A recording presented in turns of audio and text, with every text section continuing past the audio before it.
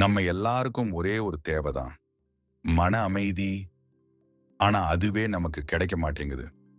வெளியில உலகம் அமைதியா இருக்கலாம், ஆனா நம்ம மனசு மட்டும் எப்போதும் சத்தம், நினைவுகள், எதிர்பார்ப்புகள், ஒப்பீடுகள். இதுக்கெல்லாம் ஒரே ஒரு வேர் இருக்கு, ஆசை. புத்தர் சொன்னாரு, ஆசைதான் துன்பத்தின் ஆரம்பம்.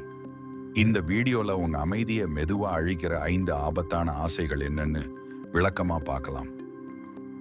1. அதிகம் வேண்டும் என்ற ஆசை. இன்னும் கொஞ்சம் இருந்தா எல்லாம் சரியாகிடும். இந்த எண்ணம் நம்ம எல்லாருக்கும் பரிச்சயம் தானே. இன்னைக்கு ஒரு விஷயம் கிடைக்கும், அடுத்த நாளே அதைவிட பெரியது வேண்டும். புத்தர் சொன்னார், திருப்தி இல்லாத மனம் எப்போதும் பசியோட இருக்கும். இந்த ஆசை என்ன பண்ணுது தெரியுமா? இப்போ இருக்கிற சந்தோஷத்தை மதிக்க விடாது. சந்தோஷத்தை எப்போதும் எதிர்காலத்துக்கு தள்ளும். நீ கவனிச்சிருக்கியா? இன்னும் கொஞ்சம் என்ற ஆசைக்கு ஒருபோதும் முடிவு இல்லை. இங்கதான் மன அமைதி மெல்ல மெல்ல விலக ஆரம்பிக்குது. 2. ஒப்பீடு செய்யும் ஆசை. அவன் முன்னேறிட்டான், அவங்க வாழ்க்கை நல்லா இருக்கு. இந்த வார்த்தைகள் நம்ம மனசுக்குள்ள எத்தனை தடவை ஓடுது? சோஷியல் மீடியா ஓபன் பண்ணும்போது யாரோ ஒருத்தன் சிரிச்ச முகத்தோட வெற்றி வாழ்க்கை. அந்த நேரம் நம்ம மனசு கேக்குது, நான் மட்டும் ஏன் இப்படியே இருக்கேன்?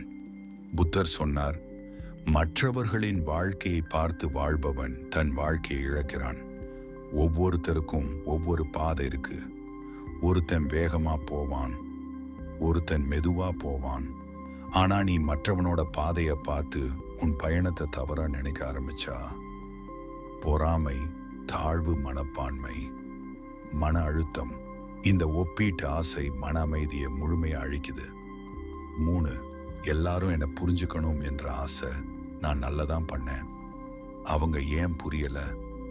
இந்த ஆசை உன்னை எப்போதும் காயப்படுத்தும்.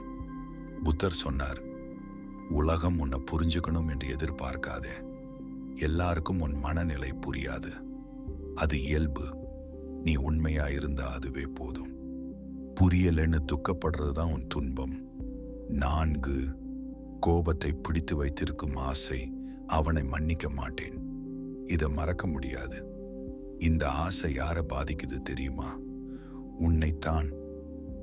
புத்தர் சொன்னார், கோபம் பிடித்து வைத்திருப்பது நீயே விஷம் குடிப்பது மாதிரி. மற்றவன் சாதாரணமா வாழ்வான், நீ மட்டும் உள்ள எரிஞ்சுக்கிட்டே இருப்ப. மன்னிப்பு பலவீனம் இல்ல, அது உன் விடுதலை. 5. எல்லாம் என் கட்டுப்பாட்டில் இருக்கணும் என்ற ஆசை. எல்லாம் என் திட்டப்படி நடந்தாதான் சரி. ஆனா வாழ்க்கை அப்படி இல்லை. புத்தர் சொன்னாரு, மாறாதது ஒன்றே மாற்றம். நீ எல்லாத்தையும் கட்டுப்படுத்த நினைச்சா பயம்தான் வளருது. ஏற்றுக்கொள்ளும் மனம் வந்தா அமைதி தானாக வரும். இந்த 5 ஆசைகள் ஒரே நாளில் உன்னை அழிக்காது, ஆனா ஒவ்வொரு நாளும் சிறிது சிறிதாக உன் அமைதியை களவாடும். புத்தர் சொன்னார், ஆசை குறைந்தால் துன்பமும் குறையும். இன்று ஒரு ஆசையையாவது விட்டுவிடு, அதுதான் உன் அமைதிக்கான முதல் படி.